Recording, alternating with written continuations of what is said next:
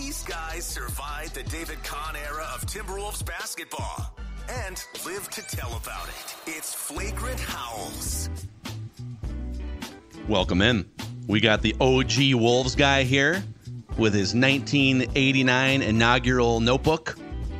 And trash Sports can. Dad Judd and trash can. And I've got a Wolves trash can from the first year. Still got it right by me here. Dex was at that debacle the other night against the Pelicans. Yeah, what was the vibe like in that arena? That was the first time. That's only the second home loss. It's like the first real home ass kicking, right? Well, the Kings, I guess, hit 14 threes. Yeah, it was weird because I've been to 2 games this year. The first one being that epic, awesome Celtics game, which in my opinion was like one of the best Wolves games, if not the best Wolves game I have ever seen in person. Like that was a blast. And then the Pelicans game, I mean, they made everything. Like up until garbage time, and we left with like 5 minutes left in the fourth quarter. Wow, no faith. I think the Pelicans were shooting like fan. 60% from the floor and like 48% from three, and to be honest, the game was actually a lot closer and going into halftime, and there was a huge discrepancy of shots being made by the Pels versus the Wolves. But the vibe, they cleared out by the fourth quarter. They were like, peace, we're out of here. You know, it's the first like real dud, and we're sitting here. This is why you come out of the gate and you stack up wins early, because you know you're going to go through some sort of lull, whether it's holidays or December, January, and so they've at least given themselves a little leeway to go through a rough stretch and correct it without tumbling out of the standings, right? Amen. By the way, before we start, shout out Ricky Rubio bobblehead. Ricky, congratulations. Ricky, man. Ricky. Congratulations. I hope you're okay. I hope your mental health improves or is improving or has improved. Wow. But that was, there was a lot of dark days, and he actually created a spurt of fun when he finally did arrive. So shout out, Ricky. Yeah, Ricky was, man, in terms of what ifs in franchise history. Yep, he's up there. They had a couple, he is, and then a couple of those teams are too. The lockout shortened season where they're going toe to toe with Kobe and Target Center's packed. And they had that year where I think their net point differential was like 5th or 6th best in the West, but they still wound up blowing all these 20-point leads and losing all these close games. And they wind up outside the playoffs. But God, if they could have just had healthy Kevin Love, healthy Ricky Rubio, Nikola Pekovic had the foot issues, and they had some good fun teams. But yeah, hopefully Ricky can find some peace. I know there's been a debate about whether the Wolves, I think Dane threw it out there just for fun. Like, hey, if you want to get that crowd rocking before a playoff game, retire Kevin Garnett's jersey one game and then Ricky Rubio's, and it kind of turned into a debate. They're definitely going to retire Kevin Garnett's jersey. I don't know that Ricky Rubio, he was a beloved player, but I don't know that you can retire his jersey. He's the reason why the Wild and Wolves should both have halls of fame. Yeah, like a ring of Howl or something. Yeah, right. But why don't you? Like that? Wouldn't that make a ton of sense? Like, there's no way that Rubio's number belongs in the rafters, but I could totally see him being in a, as you just said, ring of Howl. In fact, actually, I was going to start with and we'll get to the Barkley stuff here, but if there was a ring of Howl or whatever we call it, because right now the only things hanging in the rafters are just sadly deceased former members of the organization, Flip Saunders and then Malik Sealy, right? Yeah. So KG is going to be a legitimate on merit retired jersey. 100%. If you had that ring of honor, that ring of Howl, what players would rise to that level, but obviously like not quite. I think Ricky, I would say Kevin Love. I would say Wally Szczerbiak. I would put Sam Cassell in just for the big balls dance playoff run. Mm-hmm. Trying to think of other guys. Pooh Richardson, maybe throw him in there. I would need to take a closer look, but I do think it would be very fitting, without doing what the Wild did, in my opinion, which was forcing Koivu's. Koivu is a Ring of Honor Wild guy, easy, right? But like Garnett, he holds some Wild records, doesn't he? Sure, he does. But I mean, think about Garnett. Okay, like Garnett, like that's a number that's just absolutely, positively belongs, and unfortunately it's not there because of his relationship with Glenn, but it belongs in the rafters. Yeah. But that doesn't mean there's not guys in both franchises who deserve to be recognized. Yeah. Did you guys see too that it's funny how star players leave like their first organization and things get weird, and then like the Magic are retiring Shaq's number. Yeah, I saw that. I didn't know that hadn't happened yet. Like Shaq's one of the. I mean, if you ranked Magic players, right? The Magic came in at the same time as. Well, wait a second though. I mean, Shaq led them to the finals. Oh no, I know that's the same draft, right? Yes. Oh, I'm just joking about the draft. No, I know you are, but like Christian Laettner was a dud. Yeah, and Shaq deserves it. Shaq was the greatest player in Magic history. Yes. Well, yes. Penny Hardaway's. I'm just saying, unfortunately, the Wolves, in Wolves fashion, got Christian in the same draft because the Magic won that. But yes, Shaq deserves it. Shaq was a fantastic player there. Yeah, but it took him like 30 years to mend the fences and patch the bridge there. I can see that. Speaking of Shaq, his coworker on Inside the NBA. So we're going to turn this into a Feedback Friday edition of Flagrant Howls here. Charles Barkley, I'm going to paraphrase. He said on Inside the NBA last night, and he was asked a few weeks ago, because he's been clowning the Timberwolves going back to last year. Wow, that was the stupidest trade I ever seen. Why would you put 2 7-footers out there, right? And then they followed up like a few weeks ago, and he said, wow, yeah, this team's awesome. Anthony Edwards is great. So now that the Wolves have lost 2 in a row, Charles Barkley says on Inside the NBA last night he doesn't believe in the Timberwolves anymore. And they asked him why. He's like, they lost 2 games in a row. Yep. So what do you think about Charles Barkley flip-flopping here on the Timberwolves? I love Charles Barkley, okay? I love him. He's one of the most talented people to ever grace a studio show. He might be the best of all time, but he is purely an entertainer. And so I think, I mean, if you don't see the ridiculousness of the hilarity of Barkley saying, I'm out on them, they've lost 2 consecutive games. Yeah. Then I can't, nothing he says for the most part, aside from the occasional time where he has a really strong take, and it's ordinarily not just about teams, it's like about the league itself and things, but so much of what he says is just for show or it's funny.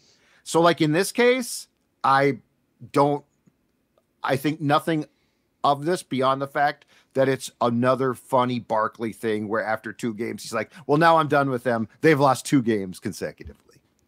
And this is what I was talking about when they were obviously off to the really hot start. And some people have given them their flowers. Bill Simmons of the Ringer has given them their flowers, the Wolves, that is, and rightfully so. But no one nationally is going to take this team seriously, no matter if they're the 1 seed or the 4 seed, until they do something in the playoffs, because they're not used to the Wolves being here. No one's going to take them seriously, and it stinks. I mean, I know Minnesotans want to see them get their flowers from everyone, but just the way the media landscape is set up, no one is going to take the Wolves seriously, unfortunately, until they make noise in the playoffs. And my stance on this, the national buzz conversation, flip-flop, whatever it is, remains the same. They need to go earn it. I'm not going to be offended if you flip on these NBA countdown, whatever, Inside the NBA. They didn't talk about they're on for an hour and didn't talk about the Timberwolves, and the Timberwolves remain they're clinging by a half game, but they remain the number 1 team in the Western Conference. Sure.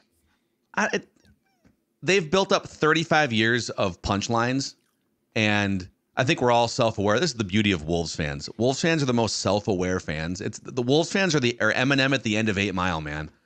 Here, tell me something they don't know about me, and toss the mic back to Charles Barkley. It's like, we know, we get it. We've been the punching bag and the laughing stock of the NBA for decades and decades. So yeah, like I'm fine with them. Just if people want to doubt them or whatever, like they need to prove it by continuing to win. You don't win anything when you're 24-9 at the 30% mark of the season. So I'm not offended by this. I also think that it would be great fun if the Wolves start to make a playoff run, because I think part of what Barkley is scared of now is he's got to hang out in Minnesota. Yes. Yes. And Charles, Minnesota ain't no fun. It would be. Now, people from here will probably not take it well, but I would love to see if the Wolves make the Western Conference Finals.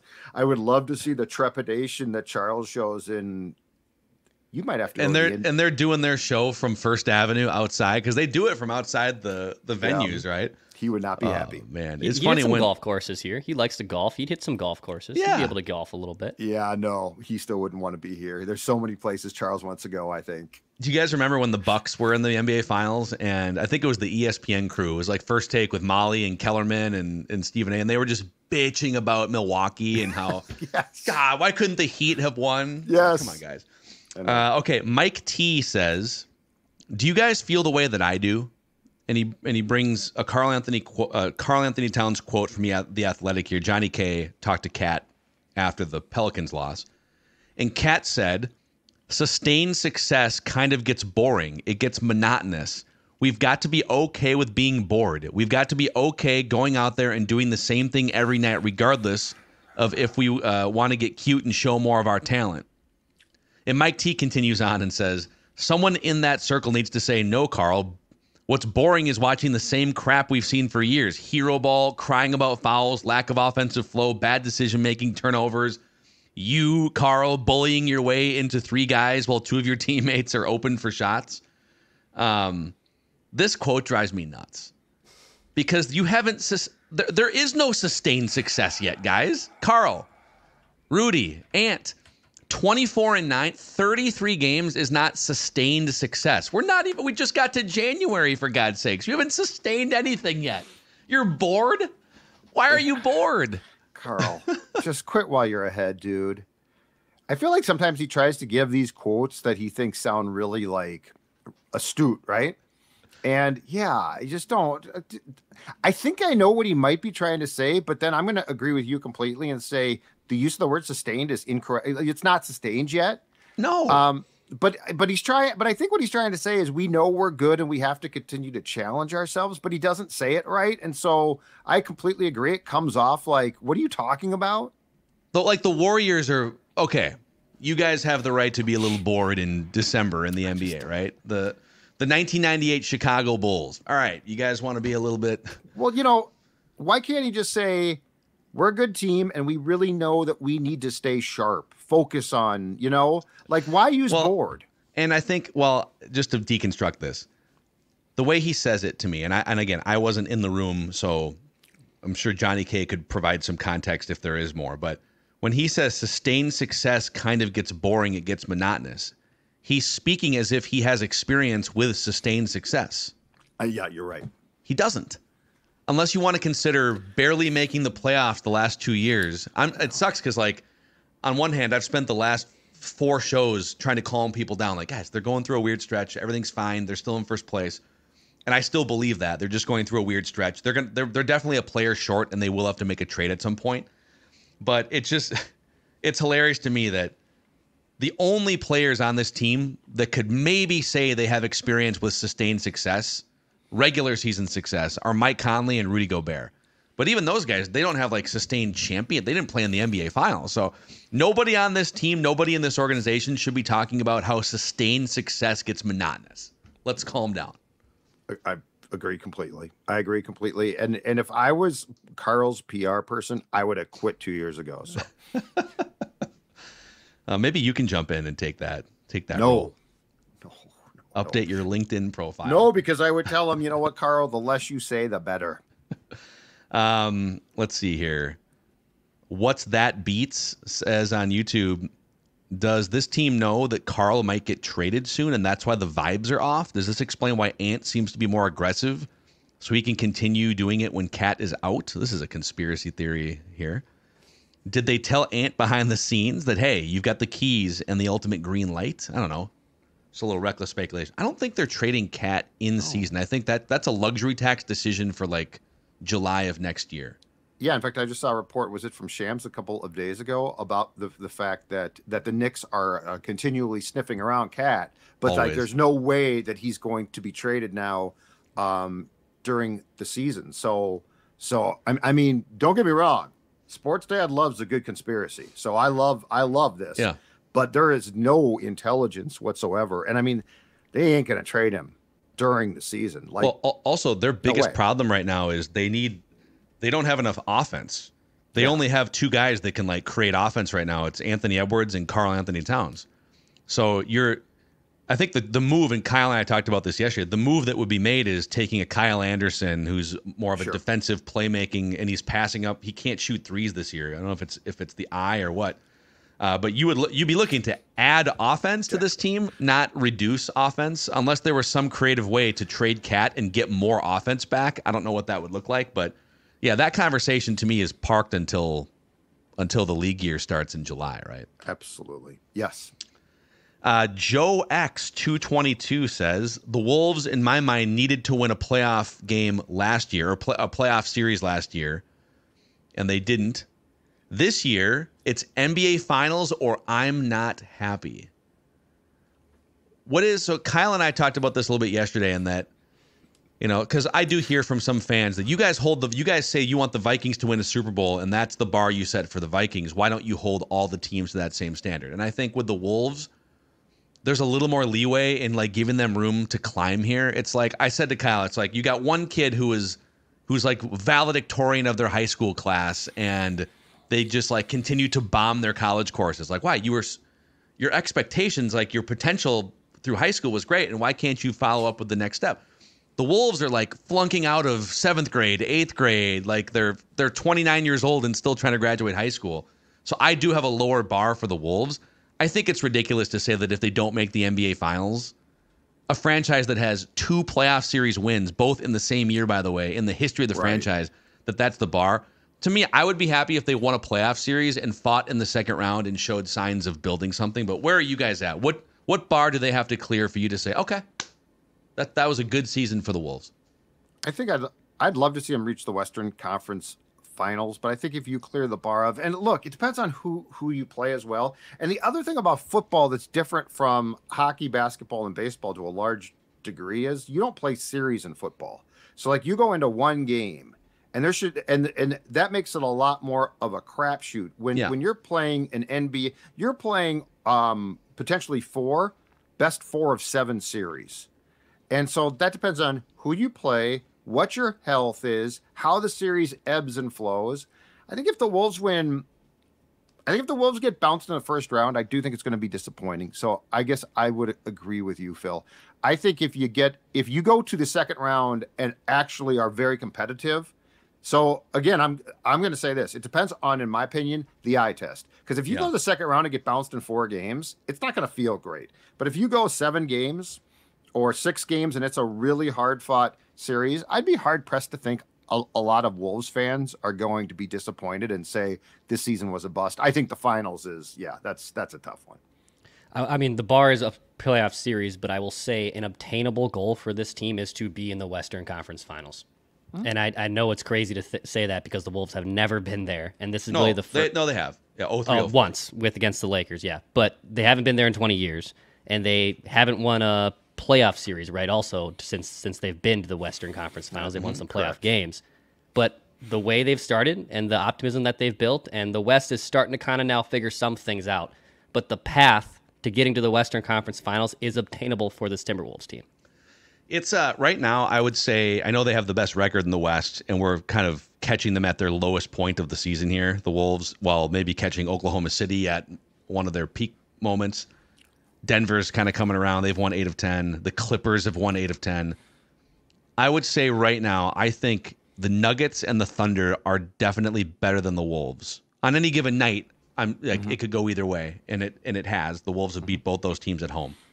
But I would say as this sort of plays out, until the Wolves add another body, some more offense, get something from a player that hasn't contributed yet, like a Shake Milton or somebody, I would say the Wolves are probably the 3rd best team in the West. And they have to watch out when the Pelicans are fully healthy.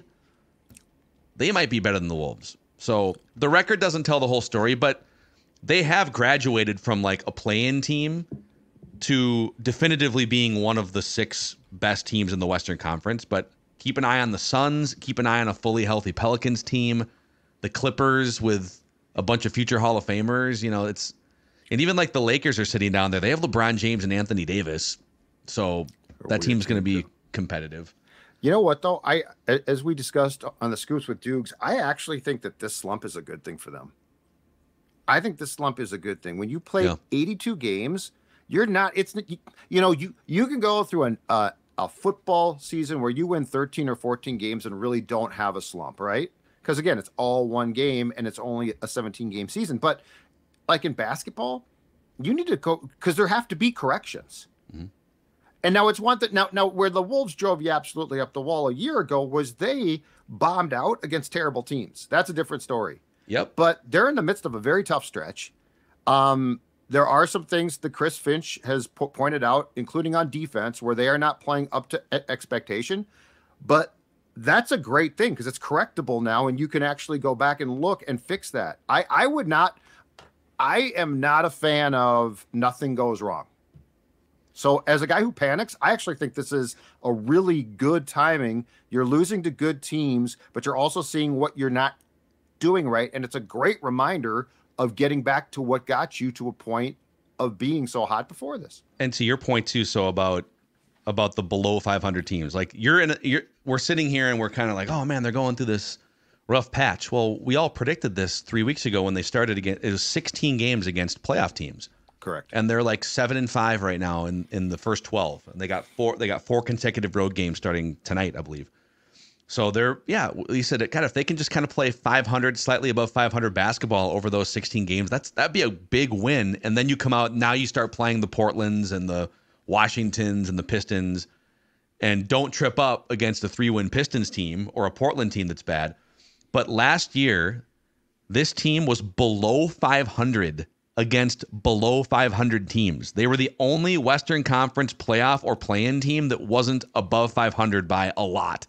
So how about this? The Wolves were 17-18 last year against below 500 teams. The next worst record among playoff and play-in teams was 22-12, the Lakers, against those teams. So they literally they were 6 games back of the next worst teams against below 500 teams. This year so far, they're 11-2 against below 500 teams. Yeah. Take care of business, beat the brakes off bad teams, fight against the good teams. You're not winning 60, 65 games. I know they came out hot. But yeah, we'll see. Now, get back in 3 weeks. If they start losing some of those games against bad teams, we can have a different conversation. But it's a 2-game skid. Yes. How about that? This is the first time they've lost 2 in a row since, if you go back to the regular season, since March. This franchise, and they lose back-to-back games, and everyone's like, oh, man, how far have we come? But it took back-to-back losses to trigger people. Yeah. Evan Yinkst says, here's a fun idea now that the Viking season's almost over. You guys probably have the viewership to make it happen on YouTube. A skull chant for Naz Reid, but instead of saying skull, we chant Naz as we clap our hands. Every time he enters the game at Target Center and makes a big play, we could get the Naz chant going. It's nuts. Like at the Pelicans game, the loudest ovation is for Naz Reid, and it's not close. Like, I don't know who the second closest ovation is. It is insane, dude. And even when he checks in the second time, it's still a huge eruption of cheers every time he comes into the game. I like this idea. We need someone with a drum, though. Can we get Crunch a drum? You need Naz Reid. Nas. Crunch has that drum. He does have the drum. Though, yeah, that's right. He does have the drum. Just Nas. Oh, here we go. Boom, boom. Nas. It'll happen. Might want to write this down. It would work. Okay. It would work. Tyler Gould has a really fun question that we're going to throw out here after we shout out our friends. It's January. It's time to get in the best shape of your life, and Livia Judd is here to help you do just that. Yep. In fact, they helped me a couple of years ago drop 40 pounds. Livia Weight Control Centers. It not only works, but they're going to help you keep the weight off. So if you're thinking to yourself, you know what? 2023 was rough. I want to get in shape. I want to look good, feel good, get all my clothes to fit for 2024. Then I'm going to direct you to a place that right now has an offer that you're absolutely going to love. How about this?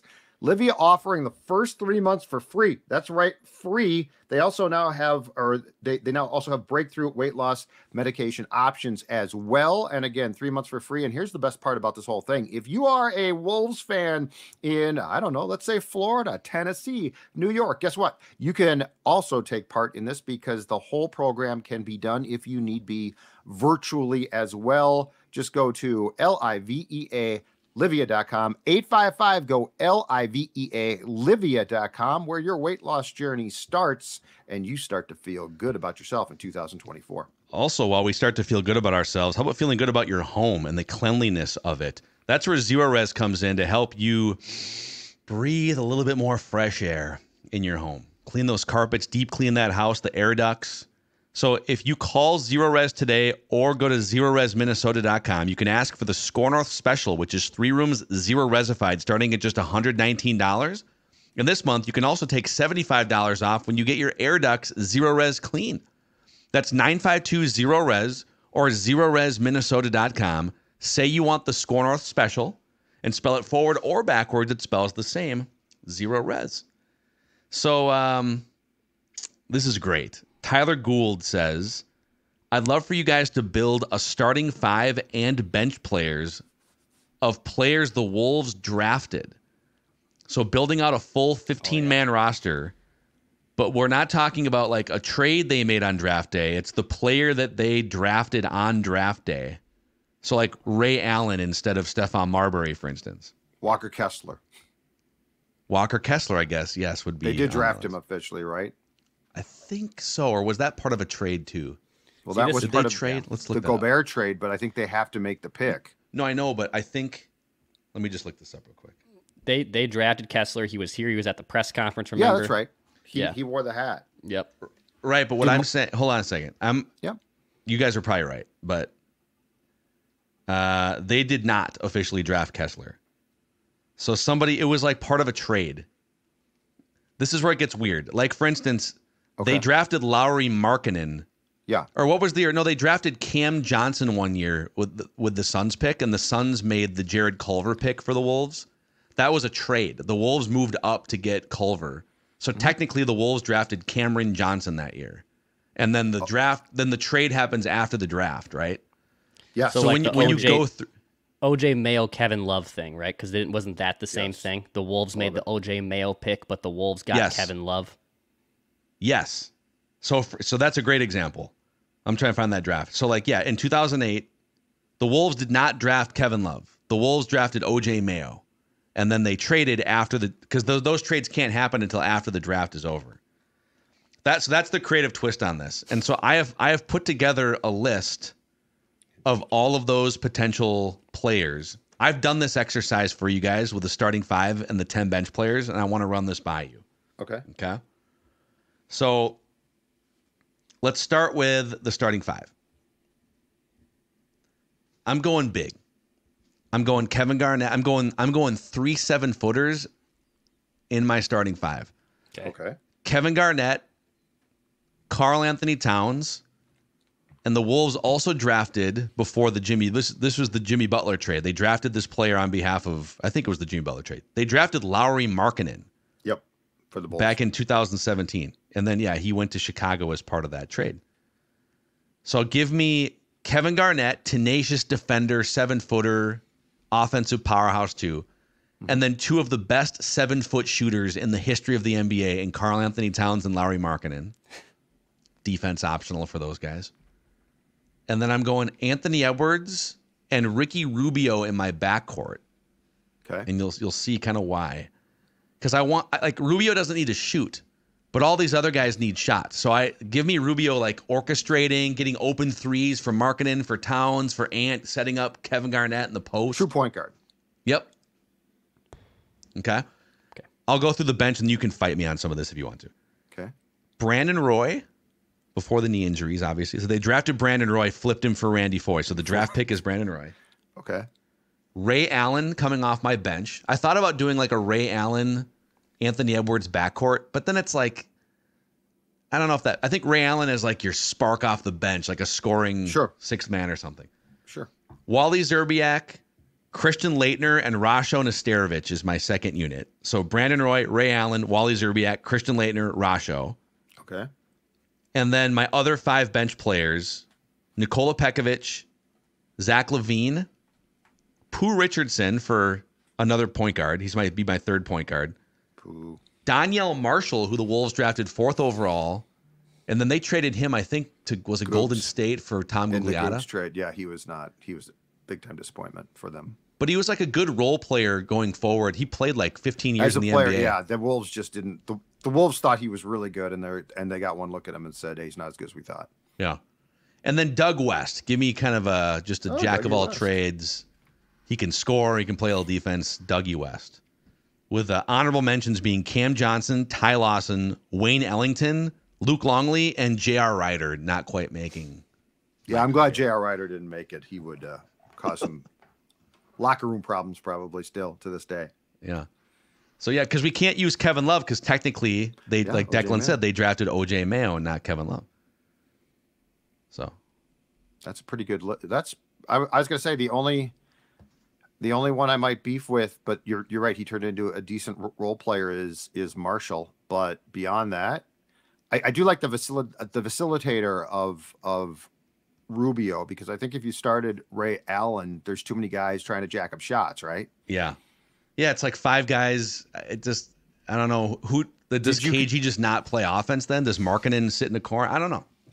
Did you debate at all, and this would be a bit of recency bias, I guess, with Ant, but did you debate at all flipping Ant and Ray Allen? Ray Allen? Well, big time, yeah.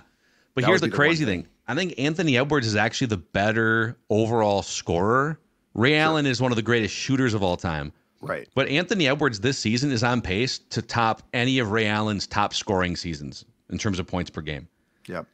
So that's a good one, though, because then you'd have KG, Towns, Markkanen, Ray Allen. I also think Edwards, a little bit bigger frame, better defender when both those guys lock in and give me Anthony Edwards as a that's defender. My only debate, as far as guys that are starting and on the bench. I think that's the only one that would actually be a difficult decision, right? Yeah. It's tough because Ray Allen is coming off the bench, he's a Hall of Famer. Think about all the great Wolves teams. It's hard. It's hard when you got all those banners in Target Center. Well, dude, this second unit, think about this. If this was a real thing and you had all these guys coming in their prime form, Brandon Roy before the knee injuries was one of the best players in the NBA. Ray Allen, Wally Zerbiak, dead-eye shooter, right? Mm-hmm. Christian Laettner is a little wonky. He kind of ruins the chemistry on this thing. Yeah. Well, Rasho Nesterovic as a good sort of shot blocking, rebounding big man. Throw him in there. Mm-hmm. And then Nikola Pekovic. Hey, need a bucket down low.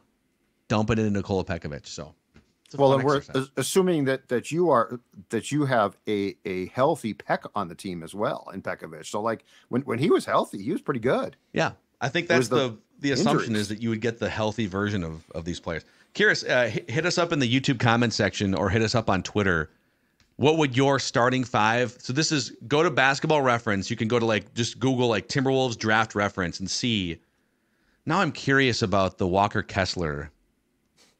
What was that series of transactions? It was a Memphis. I just Googled it. It was a Memphis deal. Okay. So I think Memphis took him, flipped him to the Wolves, who flipped him to Utah. It's very confusing. I've forgotten all about that. The NBA draft is. But the fact that you left Felton Spencer off this list, I find highly offensive. So would you bump? Would you bump Rasho for Felton? No. As your big rebounding 7-footer? No, I was joking. And Longley, was he the first draft pick in Wolves history? No, Felton Spencer. Pooh was? Okay. Pooh was first draft pick in Wolves. I think the first draft was, I forget the rounds at the time, but I think the first pick was Pooh. I want to say the second pick might have been Gary Leonard, a center from Missouri, who had just played here in the regional at the Metrodome. Yeah, he was a second round pick. And then Doug West was their third ever draft pick, second round out of Villanova. So and then it was Felton Spencer and Gerald Glass in 1990 were their 2 first round picks. Yeah. Man, this franchise and first round picks, Luke Longley was fine, but he was kind of along for the ride on those. The Bulls just had a bunch of random big guys. It could have been anyone. They spun him to the Bulls for Stacey King, right? Yeah. That worked well. Really well. Stacey King. I actually did a story on Stacey for the Wolves program back in the day. I used to do game program stories for Good Tickets. It was actually a pretty good trade. Wait, so you wouldn't get paid? Players. You would just get good tickets? I would just get good tickets. But then I would go see Sean Kemp and the Sonics, which was great. Oh, AI. Let's go. Because the 90s, the basketball was not as pretty, but there was, clearly some fantastic star power back then too. Yeah. Yeah, that was there's also a dark era here where they leave the first round picks open that the Wolves would have had. So 2001 They had to abandon their pick in 2001 to 2004. Yeah, the Joe Smith under the table deal. Yep. Hilarious, man. Yeah, hit us up in the YouTube comment section. Click that the like button and the subscribe button if there's anything here that you would add or change. Mario Chalmers, too. They drafted Mario Chalmers, who was a starting point guard on a championship Heat team, but he didn't quite make the cut for me. So, all right, there's Flagrant Howls, your favorite Timberwolves lifestyle podcast. We'll see you guys next week.